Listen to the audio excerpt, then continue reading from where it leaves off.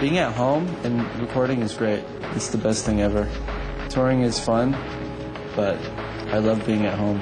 I like to be at my house, like sleep in my bed, not in a coffin-sized bunk in a bus. Having a break always makes you feel a little bit more energetic and more healthy. Not necessarily today. I prefer the atmosphere of being kicked back, you know what I mean? But I can only handle that for like 2 or 3 days, and then I need to like throw myself back into chaos.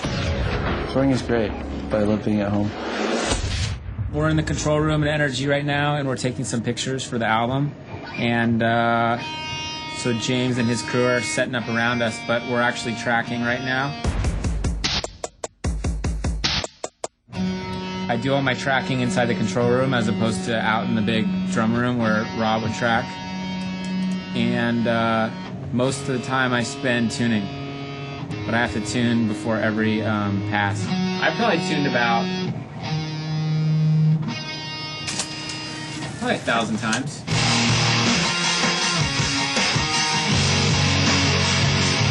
I think a guitar sound is a pretty specific, nuancey thing.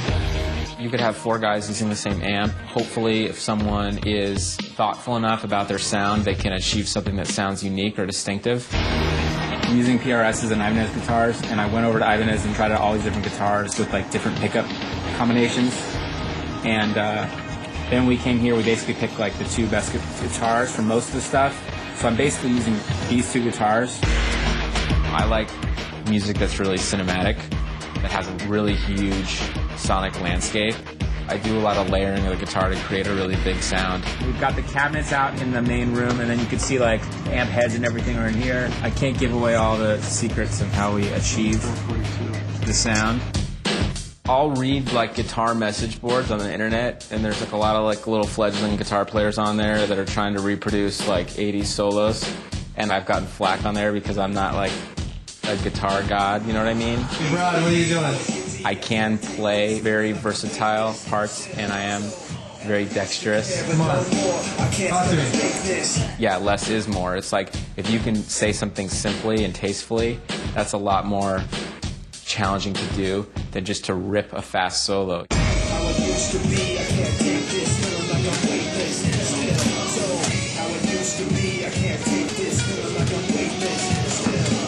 Dude, I think my dog's dead behind you. For me, it's important to achieve a sonic diversity throughout an album so that you know it maintains the listener's interest. How loud do you listen to your stuff here in the control room? Don and I fight over the volume. I like to listen to music really loud. Are you joking? I think listening to music really loud helps you to write better, and you really know like what you're doing is on. If it's super like hurt, like your ears are bleeding, that's when you do the best work. Brad's contribution was really critical this time around. He really forced us to take a hard look at everything to make sure it was perfect.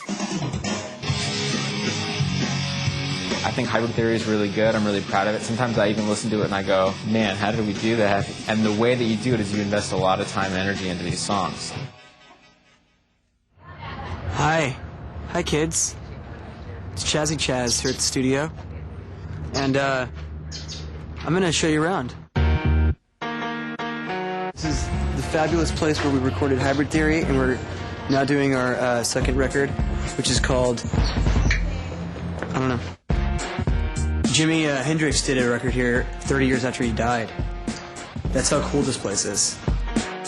This is Brad. This is kind of like our new vibe for the new record. He's like living it. We're taking a new direction on this one. This is the horrible art that's displayed here at NRG. If any of you have anything hanging like this in your house, just burn it and get the insurance money. This is where they keep the secret stash of peanut M&Ms. Shh. Shh. And then back here is the secret route to our studio. I'll show you. Ooh, Linkin Park, new Linkin Park records. It's playing here. That's how you get it. Here's our lounge. Since me and Mike really don't have a place to work, this is the place we work. And so basically there's no fun allowed to be had in this room except unless it's by me and Mike. This is the couch that I slept on. That was while I recorded Hybrid Theory, so it's very strange to be here now, and all I do is sit on it. You know, it used to be my bed. This is the danger zone. This is what I call the danger zone. You want to know why? Because it never is empty. It's fully stocked all the time. It's amazing. Chips in the dip that sits out all day. And what's funny is that this dip gets here probably about, 11 o'clock in the morning. And then, like, someone will come over, like Mark Fiore or something at, like, 7 o'clock at night. And he'll be, like, grabbing the chips that have been out all day and, like, eating the dip that's been sitting out for, like, 10 hours. And we don't tell him not to. Here's this cool coffee machine. The amazing thing about this coffee machine is you just take these little containers like this, and you put it in here, and you don't open it or anything, it just dissolves. This whole thing just kind of vanishes. It's amazing. This is Bruce. Bruce beats up people when they try to come back here. What's funny is that Linkin Park has become so huge that other celebrities actually have to sign an agreement and a contract just to have the privilege of talking to me, or Mike, or anybody else in Linkin Park. Take a look at some of the fun people that have come by who have had to sign their lives off to Linkin Park. Aaron from Stained, John from Stained, even my own wife, and my son. He's only 6 months old. He can't even sign his own name, but he has to sign in. Dave from Papa Roach, Jacoby, even Don Gilmore has to sign in. And he works with us. Will.i.am from Black Eyed Peas. Scott Stapp from Creed. Check that out. Huh? This is how we get our autographs. Pat O'Brien, Uncle Pat. Tom Wally, the president of Warner Brothers Records. The man. The only person who's more powerful than him at Warner Brothers Records is Bugs Bunny. So, just remember, kids, next time you see us, you gotta have one of these in your lawyer present in order to get an autograph.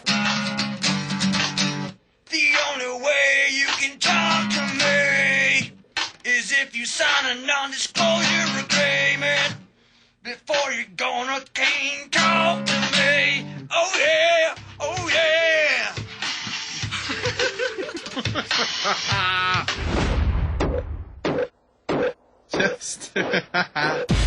John can just come in and be like, I know you guys, you know that I mean the best when I say that this is crap.